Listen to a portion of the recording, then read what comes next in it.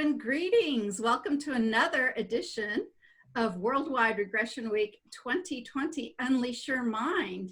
And today I'm welcoming a very, very dear friend, David Manning.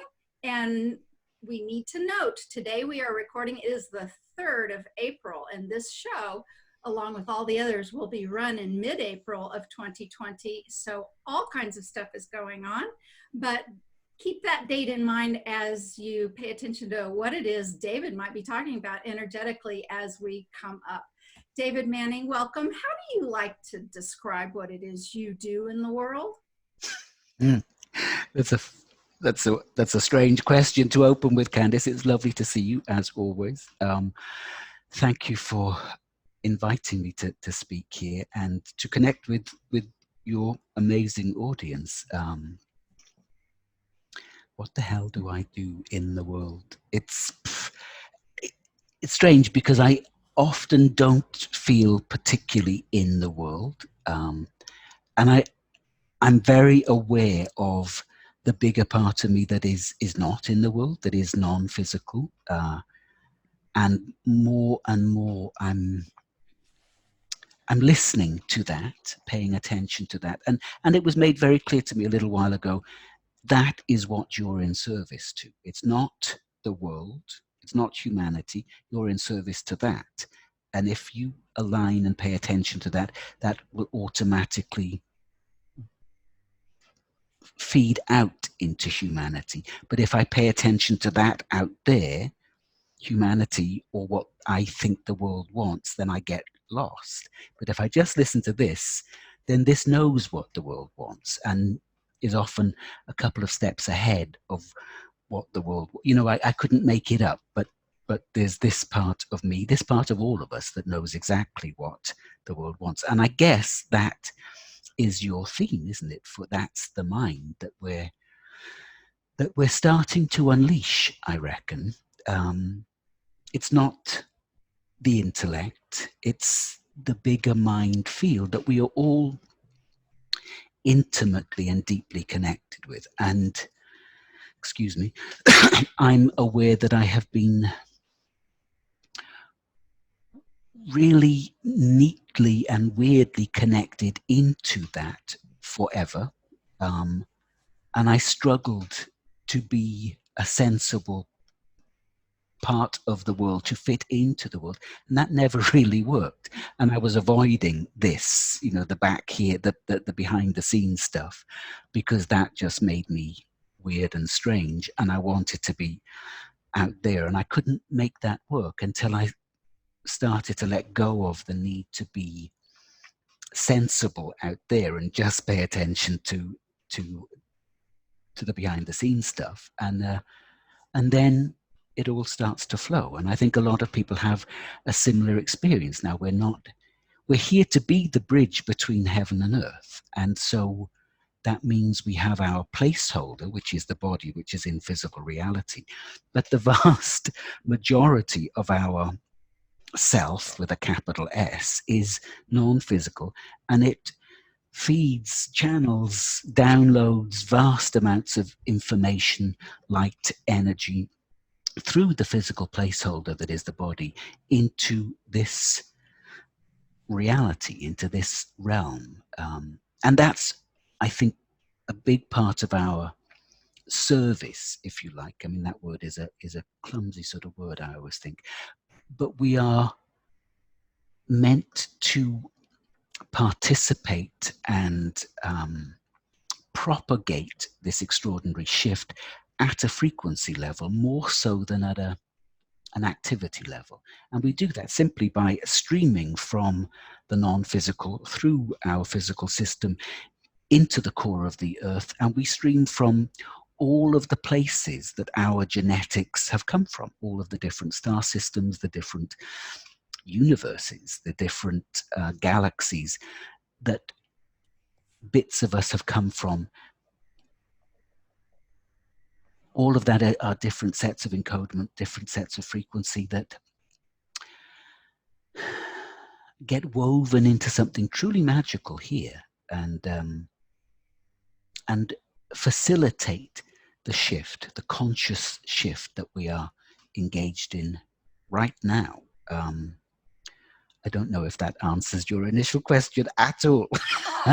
But it's sort of that's what I do, is facilitate the shift, as millions of us do. Now, I do it in one-to-one energy work with individuals, and there is a field of grace that operates through me that is truly beautiful and takes my breath away. I often used to think, when I was doing energy work a long time ago, some things would happen, or I would feel this amazing unconditionality towards the person I was working with or whatever. And I think, oh, I must be so advanced. And then within minutes of ending the session, I would be back in my normal personality structure, judgments, very conditional, and I'd recognize, oh, that's not me at all. That's the beauty of the field that joins with me when I'm working. And it's that still. There is this amazing field of grace. There's a little bit less of me present than there used to be 20 years ago. But the field of grace wants to make available to everybody these extraordinary opportunities that are now present. The opportunity to remember ourselves as oneness, as wholeness. And many of us have spent years and years and years processing and theraping and healing and all sorts of things, regressing and whatever, so that now people who are perhaps newly awakening, their eyes, they're just coming into the sunlight and their eyes are blinking in bewilderment, things can happen so much easier and much more quickly for them than perhaps for us who were starting this 30 years ago. So it's really beautiful to facilitate that for people. And then I also work in large teleconferences with groups of people with what I would term now the group mind. We're really switching on, and I've been aware of this for many years, but when we co-create a field of energy, and we used to do it in place, we used to do it in temples and in churches, there would be a field of energy created by prayer, meditation, ritual, whatever, sometimes lovely, sometimes not so lovely, football matches, that sort of thing. That's a field of energy that can be really tangible, not particularly high frequency often, but you can feel that. So we now, because of technology, get to co-create these fields of energy with people all over the world. So they are planetary fields, not just localized fields.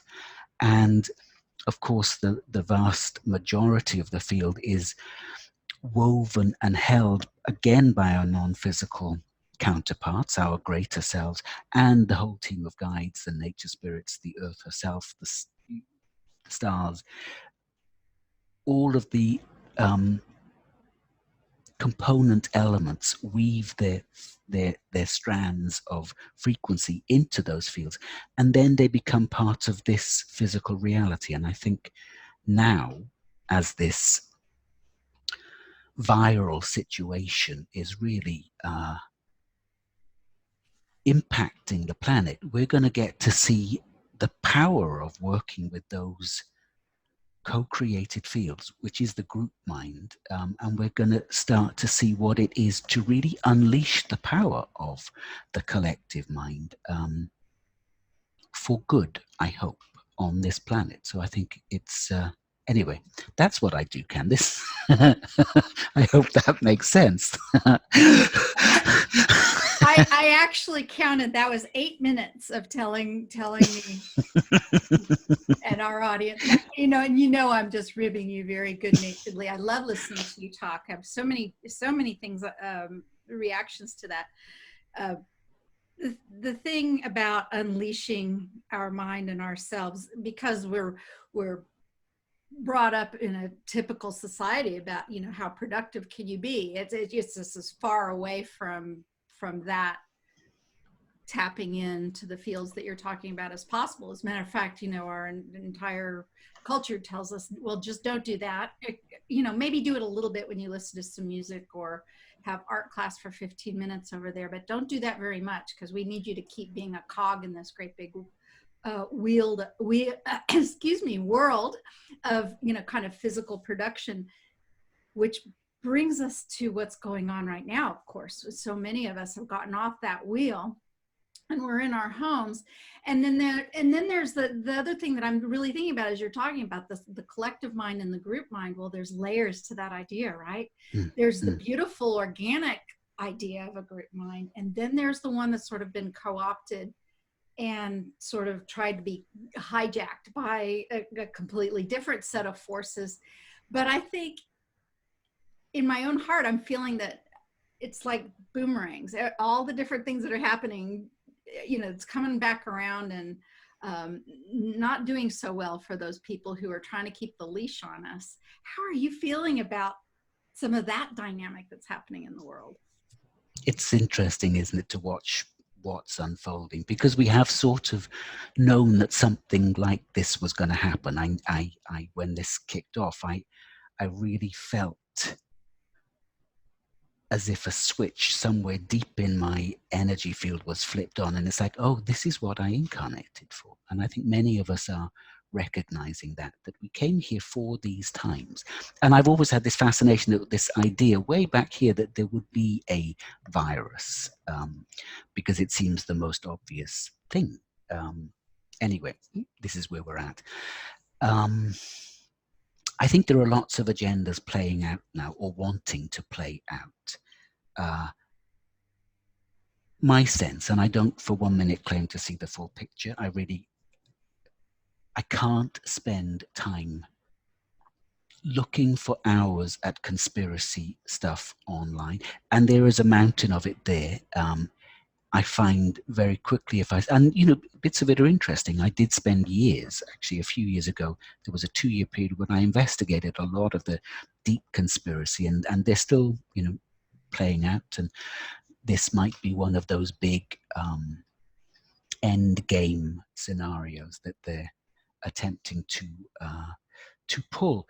But it does seem to me that the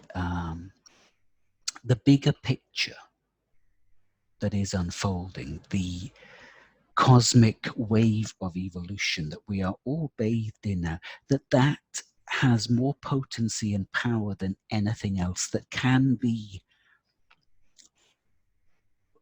foisted upon us as a planetary population. That's just my sense of it. And that whatever nasty little tricks try to get played, like a weaponized or engineered virus, and I do have a sense that this isn't entirely a natural virus,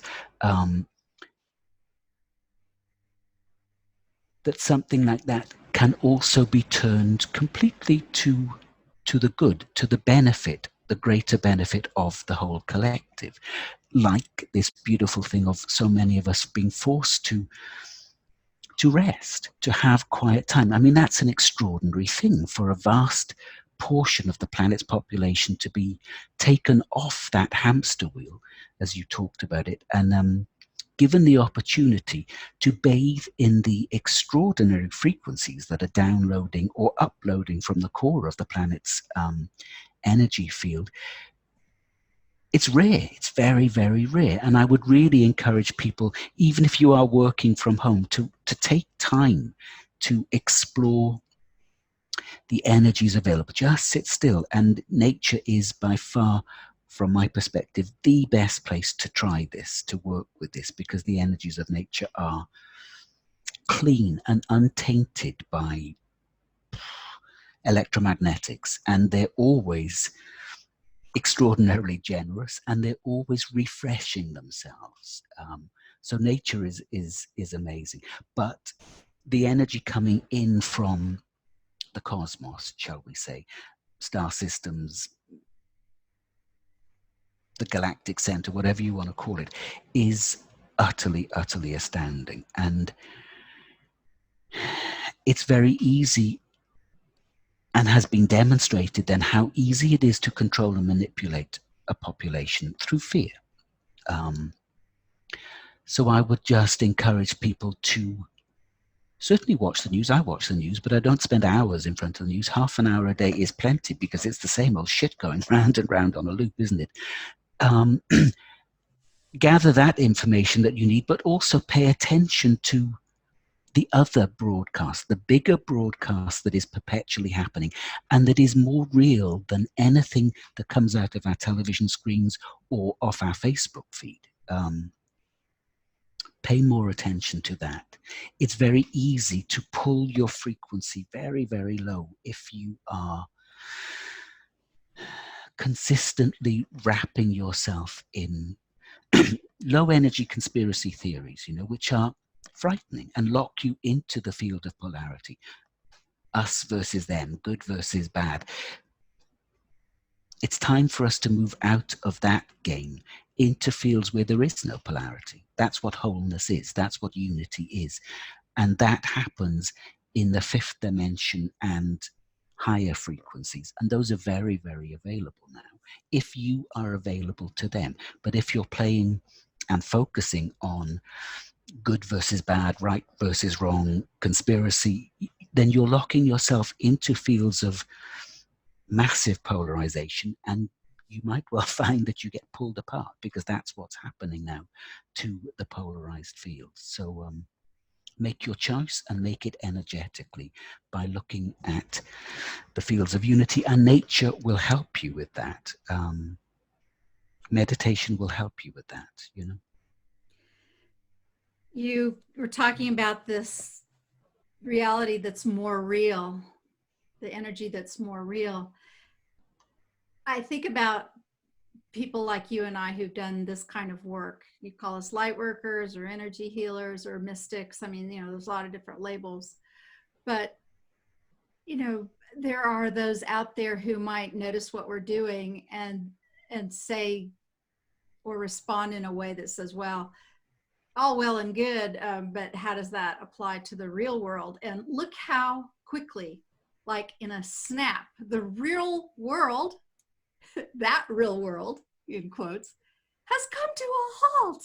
Everything about that real world is just right. It's now in it's locked down, and you and I both, and in complete disarray, isn't yes. it? And all the rules we thought governed that Yes. real world have been shown to be false, because money has been found all over the place to put things right, to move things along, when we've been told forever that no, that's not possible. That's not possible at all. The rules are made up by whoever's wanting to make those rules up along. Yeah. But there are a deeper, bigger set of rules that are foundational and perpetual, and they don't alter. And I believe we are returning to those, to be governed by that set of rules, which emerges from inside, not from outside, Right. And having this quote unquote lockdown is giving some of us the opportunity to explore that. You and I in the first of the year were talking about, I mean, I'll never forget. I remember I was standing in the kitchen when you and I were talking on the phone, or I was on the audio call with you, and you were like, I remember exactly the phrase you used with me. You said, Candace, it's like I'm holding my breath and waiting for something. And I said, I know, I'm feeling it like in here. It's what's coming. And none of us knew. This was early January. I think we had this conversation, and we've been comparing notes all the way down the line. And, I have to say, we actually touched upon, do you remember the other day when we were talking and you said, write this down. David was helping me decode a dream. Typically, I can decode my dreams pretty quickly and on the surface of it, but this one was a little confounding to me, and it was just a part of a dream, but David helped me figure it out. And the phrase I wrote down was that this lockdown and some of the things that happened in my dream that could be seen in a polarized way, if you chose to view it in a higher perspective way, it would be as an energetic boost to the higher collective. That's the phrase I wrote down, that we have every opportunity to really claim how powerful we are right now if we don't, mask our reality and fear. And yes, get away from the electronics. David's beautiful meditations, I have to say, my favorite place I wish I could listen to them live way out in the country, out away from my house, but I don't have enough signal. So typically I've taken a recording of some of David's beautiful meditations, and I have left even my little farmhouse where, of course, all the electronics and signals are. And I've taken myself out as far away from all of this as possible. And that's where they have the most power for me. Yes, getting away from electronics, which is kind of tough right now when we're all locked down and this is the way we're communicating, but turn it off sometimes, people. Yeah, really. And you know, I mean, in this country, we're allowed. It's weird, isn't it, to say that we're allowed, we're encouraged actually to go out for exercise, and there is nobody policing your exercise. So you can pop out for a bike ride and a walk and a swim. You know, it's like, but yeah, take time now to really get to feel the energies of nature, because the body is nature, the body is an animal, and it responds so well to those energies, and it's so important at this time. And also they keep your energy field strong, whereas electromagnetics, a constant exposure to that will weaken the energy field, I believe.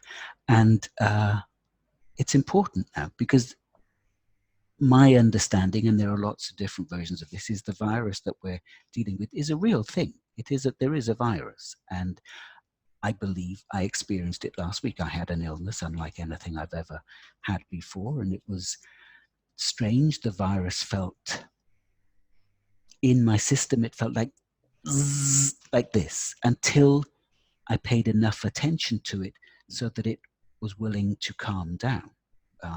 But a virus is consciousness too. And we as energy workers, as conscious beings, of conscious multidimensional beings, then have the capacity to connect with and inquire of, be curious about all of these different fields of energy. So the virus is just a field of energy. A useful way to work with it is to, and you'll have seen an image of it on the news or in the newspapers. So place that image in front of you and move it around like a model in a sci-fi film, and talk to it, inquire of it, communicate with it, sit with it. And it might take days before you get a fix on that, before it allows you in, as it were, or before your inner belief system gives way enough for you to really begin that process of communication. But this is, again, how we unleash the extraordinary field of capacities that we are, by being curious and creative with the world around us, and not falling into the trap of believing, oh, I'm a victim to this. We are multidimensional fields of extraordinary capability and vastness that have traveled across universes to be here. And my guidance has always been, don't believe for 1 minute that things manufactured in 3D reality can overwhelm you unless you allow that.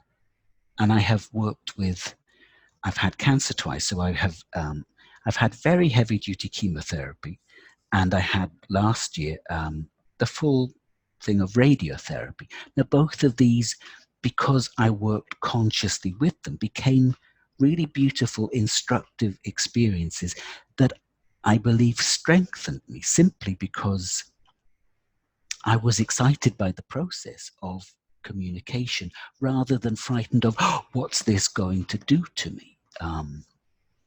It's all a game, in a sense. And, you know, a really important thing to remember here is that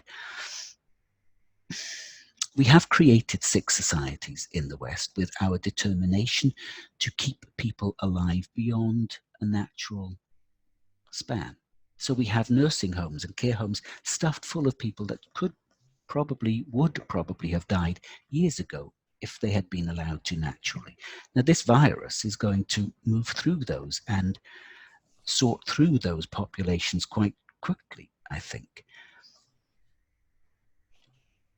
The sickness of our society is the denial of death, the determination to cling to life. That's not a reasonable thing to expend a lot of energy on when we don't actually die. We are perpetually in existence. We dip in and out of this level of reality, but we never die. Life here is exciting and unbelievably rich, but it isn't for 1 minute the only place in the universe that is worth exploring, or that has a lot to offer. So it's also useful to really loosen the tight fears we have around that transition we call death, so that when it comes, and it can come at any point for any of us, we know that it can happen just like that. We're not devastated by that, whether that's happening to someone we love or to ourselves. It's a beautifully natural part of the process of our existence that we dip in and out of different levels of reality. And our multidimensional self, our greater self, is comprised of many levels, many dimensions of us that are already in existence in other realms. It's worth exploring those because you recognize very quickly that, oh, I'm not just limited to this version of reality that I seem to be locked into at the moment. Got no idea what question you asked there. It's all good. I have all these softballs I can lob you, and then we see where we go with them. David, you and I have audiences, and I know that in our respective audiences, there are many other healers, and I've been contacted by a number of them who are keeping a brave face to their own clients and moving on, but who actually are, they're somewhat frightened. And there's some people out there who are quite scared, maybe not of a virus, maybe because of the breakdown of normalcy, etc. You and I both know that it is not at all good to deny it when you are frightened. What do you tell people who, even healers, who other people might be looking to them for strength, who have their moments of uncertainty or fear? Humans, we like to know, well, what do we do? I mean, and there we go back to the doing thing again. But what's your advice to people who are feeling some waves of fear? Trust that, really, because it's valuable information that your system is trying to give you. And all of our emotions are valid. And my way through this, my way through everything, and Guidance said to me years ago, resist nothing. And that's difficult, because we are naturally trained to move into resistance to things we find unpleasant. We block them out, and that usually is stuff we think of as painful, whether it's physical pain or emotional pain, mental pain. It doesn't actually matter. We will do what we can to resist that, to deny that, to avoid that. And my advice is always just let it be, welcome it in, give it space, and it will show you something really valuable about yourself. There might be an aspect of you that is really scared, and that aspect might have its roots in your early childhood, or in a divorce from 5 years ago, or in another lifetime from many, many years ago. I mean, you know this inside out because you deal with the regression, so you know how those undealt with fears, wounds, hatreds, the deeply unprocessed energies that we have locked into our system. You know what an impact those can have right now in the present, even from hundreds, thousands of years ago, because time isn't real. In a sense, it's one of the other constructs we deal with in this reality. So my advice is always to let it be, and always to be curious. Curiosity, I think, is one of our major tools here for exploring reality. Because as soon as you think, oh, I know it, I've got it sorted, you start to create walls and barriers and define things and make them immovable, whereas life is constantly flowing, changing, and moving. So just be curious about everything.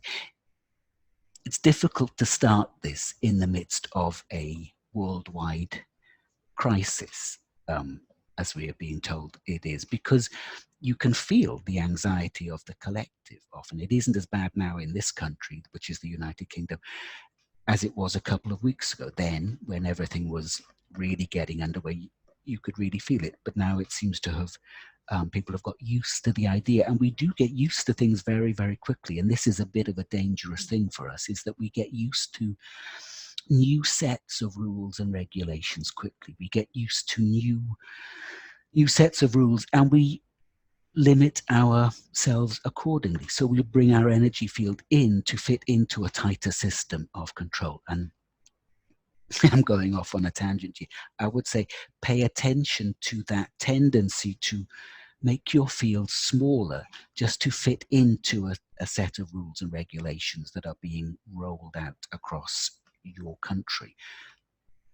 Take time, and this works again in meditation and being in nature, to allow your field to expand, to be bigger, so that you aren't contained by the rules and regulations that are being rolled out. Because you can see a lot of people feeling huge relief that there are tighter rules and regulations, because they are so scared of what's going on that the tighter rules and regulations seem to give them some sort of, I don't have to think, I don't have to worry for myself because the government's doing it for me. Well, we're not meant to be controlled by governments. We're not meant to give our power away to external bodies and beings. We are meant to find the authority within us. And of course, I'm not suggesting we go, actively breaking laws and challenging that, at least not yet. It might come to that, who knows.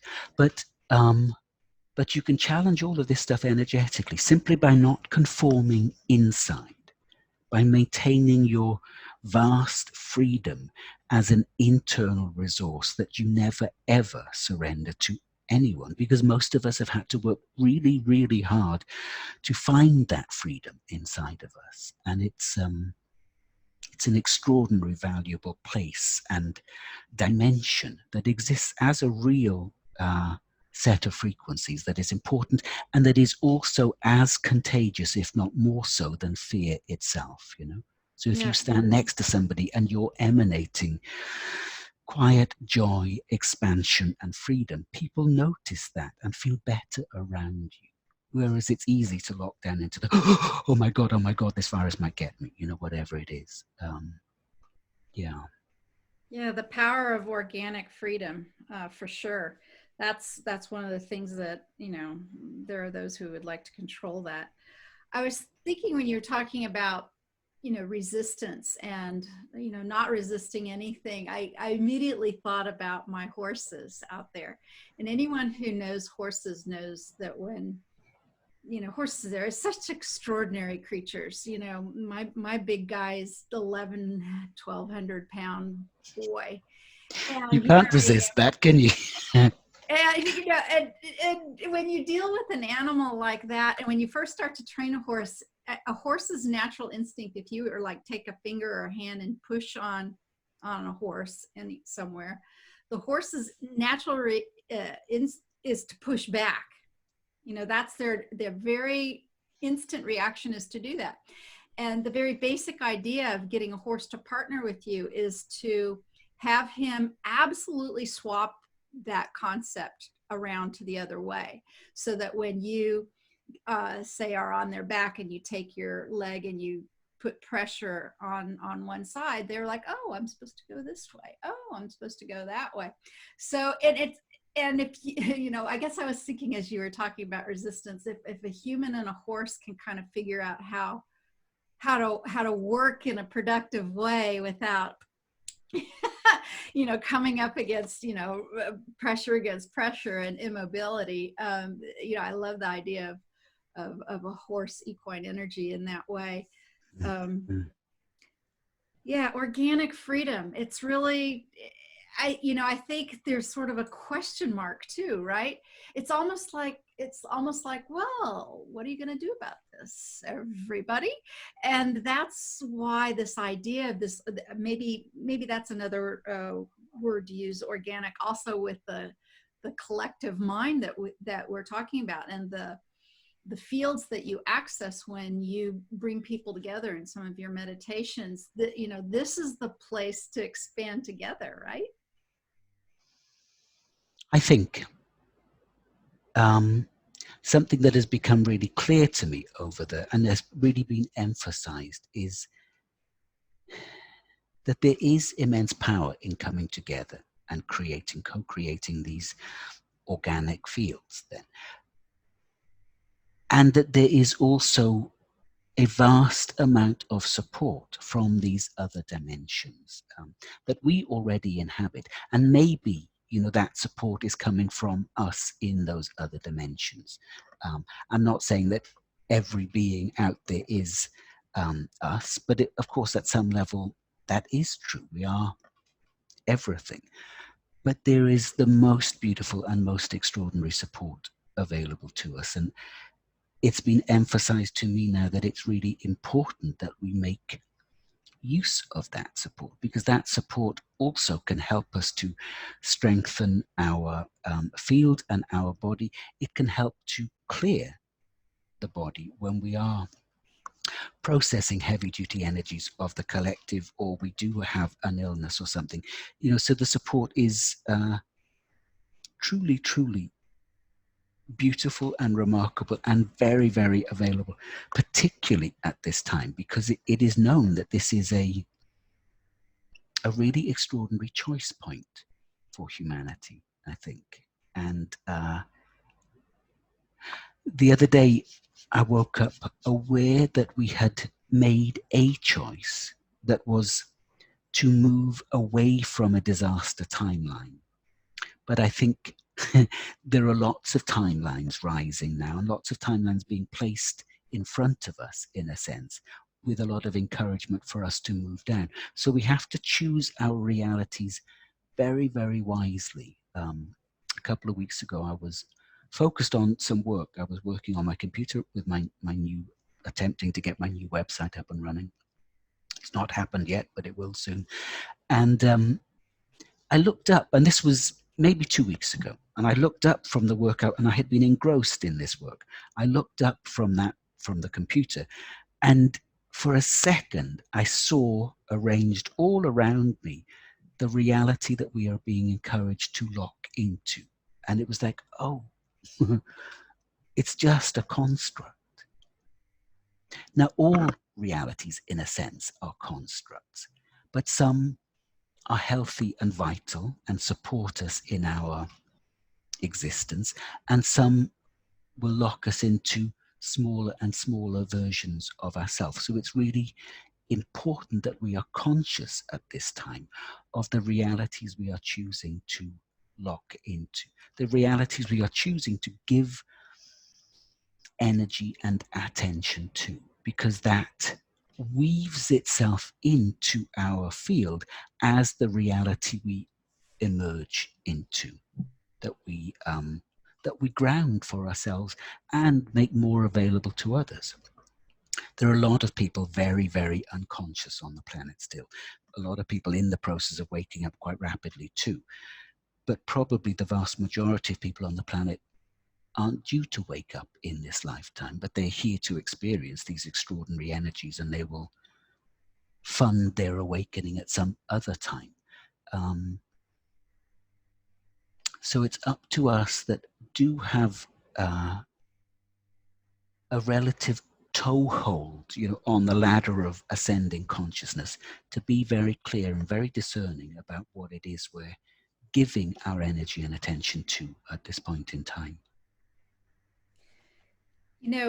We mentioned before that we're recording this on the 3rd to be played mid-April of this month of April 2020, but and isn't that going to be exciting to see where we're at in just a few short days? Interesting. It really because will maybe is. This whole conversation will be totally outdated by then. Who knows? Well, But yeah, and we're going to get together next week too and do something live. But you use the word choice point, and tomorrow, colleague of mine, Hara Katsiki, and I are getting together to bring together people live with something that Hara calls the Great Stargate Choice Point. And even though that's happening again tomorrow on the 4/4, which, and there's many other group worldwide, maybe meditations going on over the weekend, over the 4th and 5th, a very powerful astrological coming together and spiritual coming together of people. But when a single person thinks, what can they do in their own home? Well, this is certainly something very positive that you could do for yourself that also, has you bring some of that organic, beautiful organic energy into, a higher dimensional view about some of these things going on. And yes, it's kind of like I was thinking as you were talking about, it's almost like a dial. It's, we are constantly, depending on what you're looking at, thinking at, immersing yourself in, you are constantly like a sailboat on the ocean, correcting your direction with the winds that you come upon. And you just have to kind of play with that energy that's coming through and keep your eye on the destination. That's a horse thing too, by the way. You get on a horse, and there's some people are so concerned about how they're holding the reins and what the horse is doing, and whether their seat is right. And anybody who teaches riding will say, just keep your eyes where you want to go. And the horse then aligns with that, and people are like, but I'm trying to do everything right down here, like driving the car or whatever down here. And it's like, no, it's an energetic thing. When you have your eye on your destination, your mount, your partner will more naturally go in that direction that you want to go. because we're sending energy to that point in our future, in effect. And horses are very, very sensitive to it. Most animals are very sensitive to energy. And so it can sense where you're wanting, where you're streaming energy towards, can't it? I think that's how it works. Yeah. And yeah, that thing of, this 4/4/4, isn't it? It's the 4th of April 2020. So the 2020 becomes a 4/2. Mm-hmm. I'm not a big student of numerology or astrology, but I know there is some big astrological alignment between in the morning of the 4th and the 5th, I think, for us in the UK anyway. I think it's late at night on the 4th for you. And these things, because they're hoping to have millions of people around the world meditating at the same time. Mm-hmm. Now that it's been shown over and over again that a group of people meditating influences the whole of a locality. So here we're wanting now to influence the whole of the planet. And I think it can be done by harnessing the power of group energetics, group dynamics, group field dynamics, and stating a very clear intention of how you want this world, this planet, this future to evolve.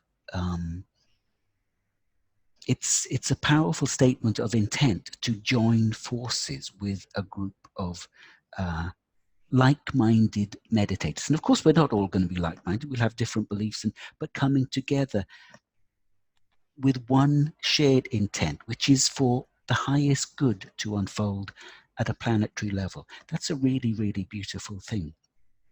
In this country, we have they've started something on Thursday evenings at 8 o'clock on Thursday evenings, where people go to their windows and doors and clap in support of the health workers and the National Health Service in this. And at first I was a bit cynical, thinking, oh Christ, that's just a manipulation. And yet when I did it, yeah, I was amazed at the power of simple gratitude. And last night, I stood on the doorstep at that time and I clapped. I wasn't clapping specifically to the health service, although that was certainly included.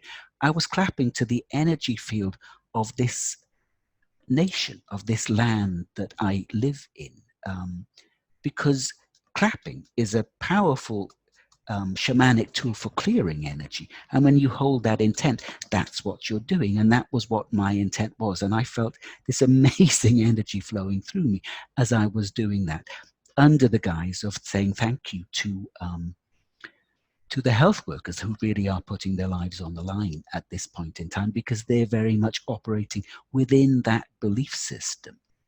So for them, it is, a matter of life and death in a sense. So yeah, there are all sorts of ways that we come together and can make a huge difference, even if the seeming reason for our coming together isn't one that you're in agreement with. You can weave in your own intentionality into that and subvert the collective thing to your to Sure. your to your agenda, in a sense. And of course, that can be done for good or ill too. But I'm trusting everybody watching this will be wanting to really uplift the planet's frequency here.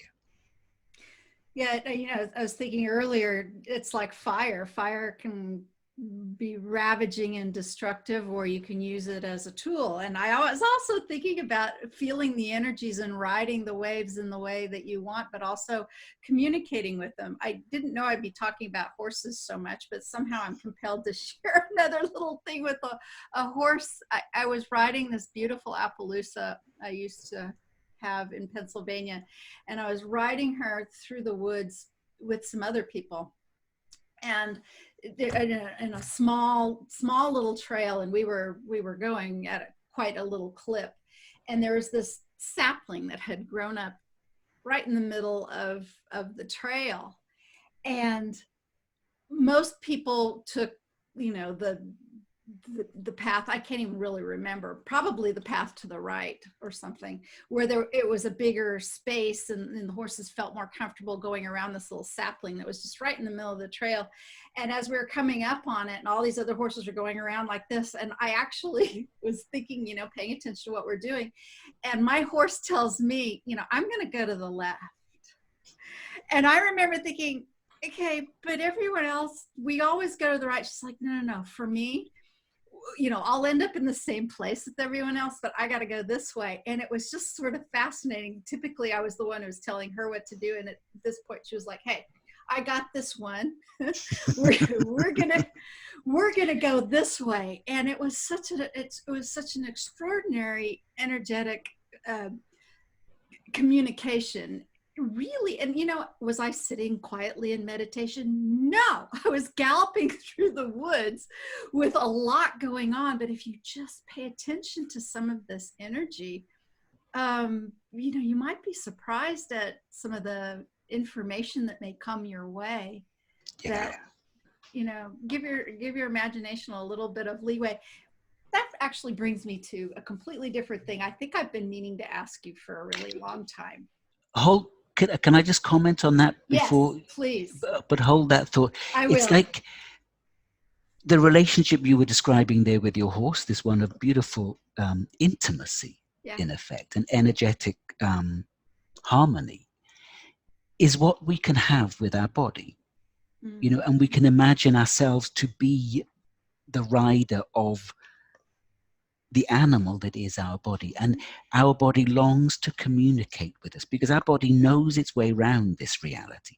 It knows what it likes and what it doesn't like. It knows what food is good for it and what isn't, just like animals do. They know what they need to avoid, what they can sense danger.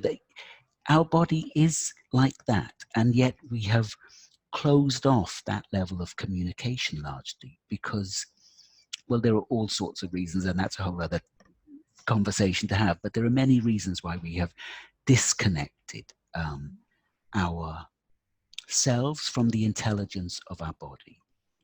Now is a great time to start listening again, and just by being present with your body in the cell tissue. We are not the body. We continue to exist when the body returns back to the earth. One of the lovely ways of opening up this communication is the simple love and gratitude. And it's the same with a horse, isn't it? That if you express love and gratitude to the horse knows what you're doing, can feel those energies, the body too. but often we dump vast amounts of criticism and self-hatred into the body, and so the body reflects that back to us. It's a very, very wise animal, the body, and it's longing to be one of our major guides through the navigational field that we call life. And we would do very well to pay more attention to it, because it will tell us what it needs, particularly if you are unwell. The body will tell you what it needs, more so than just taking the medications, that even the supplements that we take habitually. The body might say, well, I only need half of that vitamin C tablet today, but 2 of those vitamin B, it'll tell you moment by moment, step by step, what it actually wants. It's very, very intelligent and tuned into the energy fields of the planet, like animals are too. That's how the animals migrate. They track the energy fields of the planet. We have that capacity too, but again, it's one of those things we've distanced ourselves from. It's all there waiting for us to reconnect, and this is a powerful time for that reconnection to happen. Yeah, it's such an opportunity. It really Yeah. is an opportunity, if you can really allow yourself to think of it that way.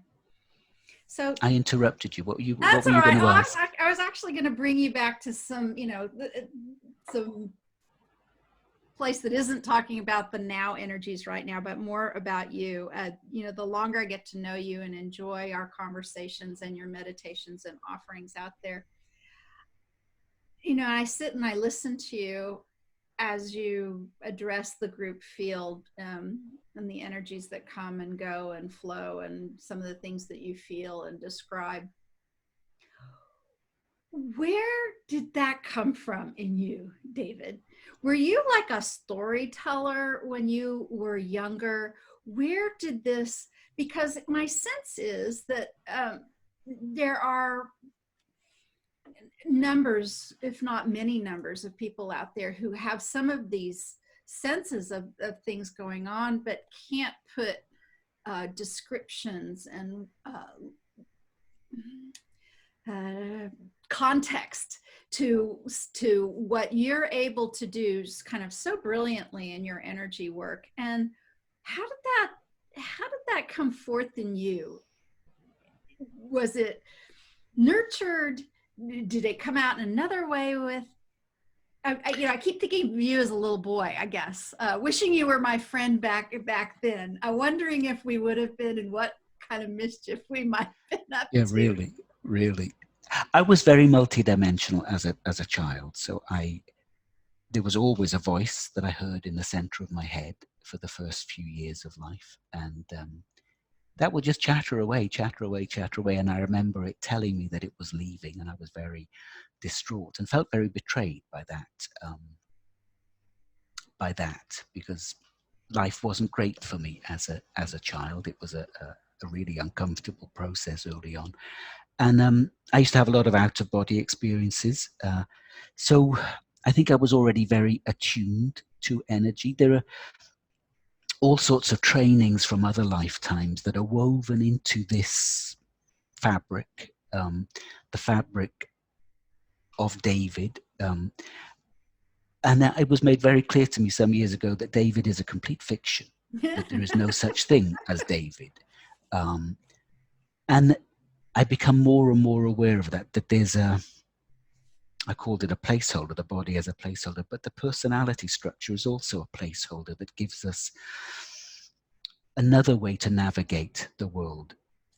And now I think for many of us, the placeholder of the personality is loosening too, as we become more and more aware of bigger versions of ourselves, or versions of ourselves that exist in other realities that want to have a voice here, that want to help out and give information. And so there's been a lot of integration for me of other versions, and they have strands of wisdom. I think I'm very aware of a storytelling shamanic aspect that is that has been Native American but also Celtic, and those are woven in here. I feel that I have been crafted for these times. So I don't know where a lot of these capacities emerged. I trained for a lot of years in the College of Psychic Studies, sitting for hours, it seemed, in psychic development classes because I had no confidence, but I was really quite psychic. And that was a very good training for me. I trained in healing and spiritual healing and energy work, various modalities. And then there was a time when a Native American guide came into my field, and I would feel him and hear him and see him. And when he came in, I would smell wood smoke from a campfire, and I would feel animal furs around my shoulders. And he was leading energy work through me, and some of the stuff he was doing was stuff that I wasn't trained in at all. So I was a bit taken aback and a bit resistant initially. And he said, look, I'm you in another lifetime. And he also informed me that how I was going to be working had nothing to do with any of the trainings I had had. But when he said, I'm you in another lifetime, everything in me relaxed because I understood the truth of that.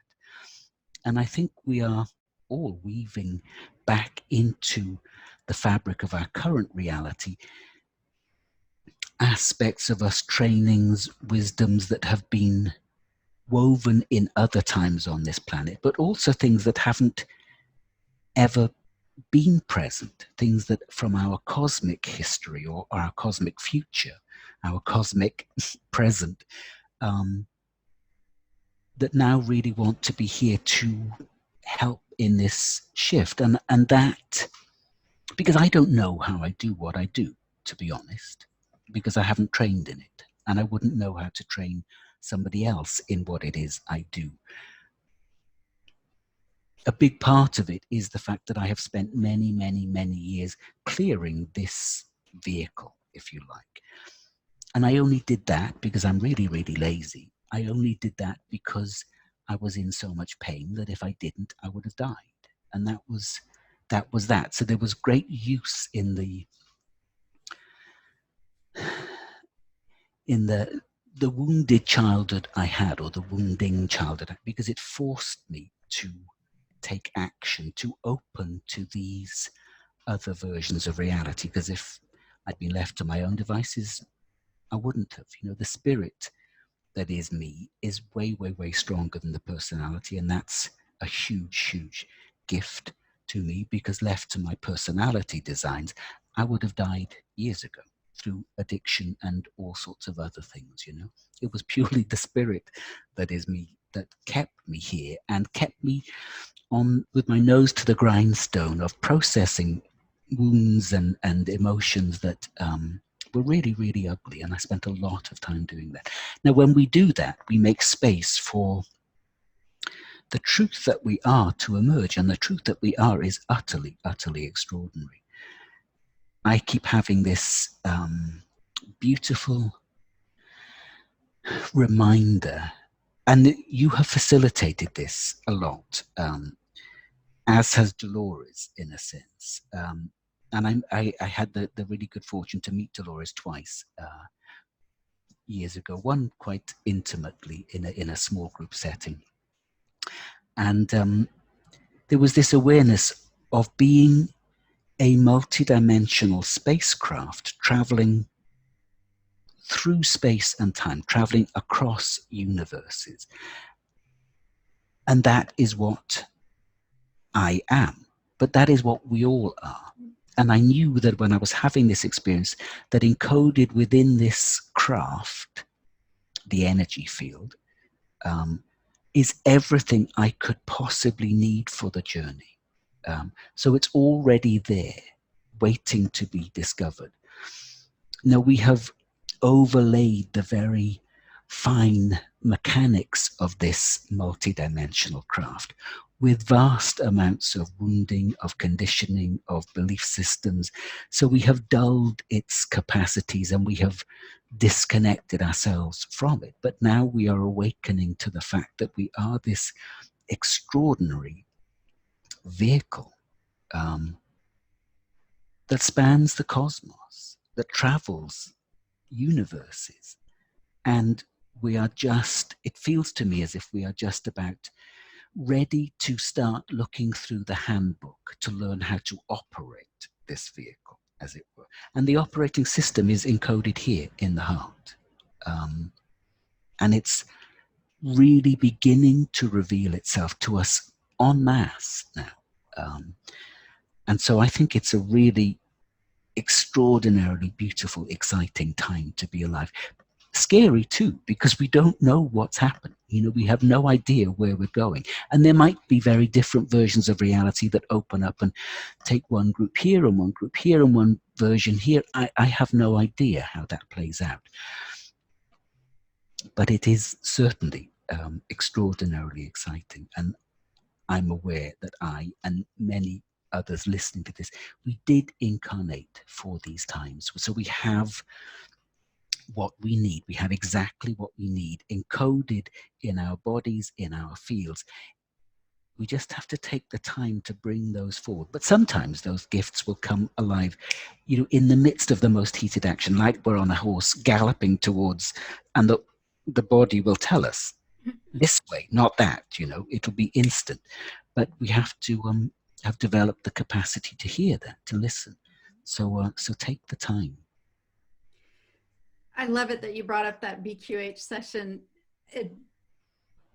So often in these sessions, what we're finding too, past lives, certainly part of them, but past. Then we go into the time thing. We could go down that road, but I had, before I even knew what it was, when I was just 16. Again, here we are back with the horses. I'm sitting on my horse and I'm surveying the prairie, this place that I found when I was a teenager that I could go and stand and not see anything man-made at all. And I could pretend that it was any time, right? Anytime at all. No power lines, no structures, nothing. And see what it must have felt like, at any point in history that wasn't, the current year. And I had this spontaneous flashback to a past life. Of course, at the time I thought, well, that's interesting. What a grand imagination I have. Of course, is how I told myself, as I think I must have been about 15 when I had it. But you've often mentioned being a Native American and a shaman. So I'm going to say that we were in that same tribe together, and you were the shaman. And in my flashback, I was the young gal who, while all the men and grown-ups were off doing some big hunt or something, I squirreled away a really fast horse. I wasn't supposed to ride this horse, but I did. And you know what I did? It was so interesting. In my flashback, so I was absolutely breaking the rules. So, rebel, even in that life, breaking the rules. And I took this horse away. I was allowed to care for them a little bit, these horses. And I took this horse away and I pulled out, I had found or come up with or whatever, an eagle feather. And I took the eagle feather and my heart's beating like this. And I'm on the ground and I'm braiding into the horse's mane, underneath the horse's mane, this eagle feather into the horse, because I think I had either imagined or listened to a conversation of some of the braves, who would ride these horses, about the spirit of the flying eagle and how you could take this horse and you could make the spirit and it could go faster and all this. And I'm like, I'm going to go check this out. So I go to do that. And I'm doing this all knowing that, they could beat me to my death for the rules I was breaking to do this. But I wanted to be on that fast horse more than I cared about whether or not I was going to survive if I got caught. And the thrill was so amazing. And that I have to believe, that thrill, that so aliveness of that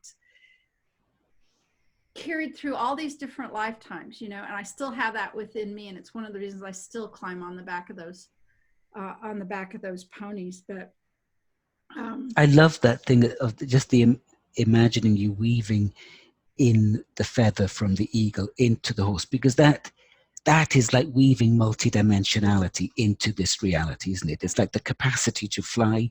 You're integrating that with that feather, and that's where we're at, isn't it? Yeah. Is remembering our capacity to fly, Yep. to take flight. Yep. Wow. Well, you know what? We are almost exactly an hour in. What a beautiful way, I think, to kind of wrap up our talk today. I really feel that way. I feel as difficult and challenging of a time that we're in right now, I feel extraordinarily excited deep, deep within me, even though I don't know what's going to happen tomorrow as much as just about anybody. But I think that we can help energetically create it if we keep a sense of excitement and hope and possibility alive. David, thank you for bringing people together and doing that on a regular basis. It's important work. It's always been important, and it's more important now than ever. Tell people how they can find you. Well, hopefully by the time this goes out, my new website will be up and running. And my website is davidmanningenergywork.com. New or old, it'll be there, and you can sign up for the newsletter there. I have a YouTube channel which is just David Manning, and as is my Facebook page, and those are the three outlets that I currently work with. There might be more coming, but yeah, it would be lovely to see some of you, and there's a lot of free stuff on the YouTube channel and on my website, so please dip into that if you if you like what you've heard today. It would be lovely to see some more of you. And thank you, Candace, because this has been a great conversation. And you have such an extraordinary output of work that it takes my breath away. It's nonstop, and your community is huge and bound together by your intent, in a sense, and your extraordinary dedication to this work and to this world. So a deep bow to you for that, because it's beautiful and very inspiring to witness. Well, thank you for being a part of all of that and supporting all of this. And I don't know, I think we ought to get together maybe and pre-plan some of our future existences together. We'll be on a spaceship somewhere. I think the next one is on a spaceship. Huh? Yeah, maybe. I think we might. David, thank you so much. All right, well, goodbye for now, and stay tuned for the next installment here on Worldwide Regression Week 2020. Unleash your mind. Heck, unleash a whole lot of other things too. It's kind of the time to do it. All right, bye-bye, everyone. Till next time. Bye. Thank you.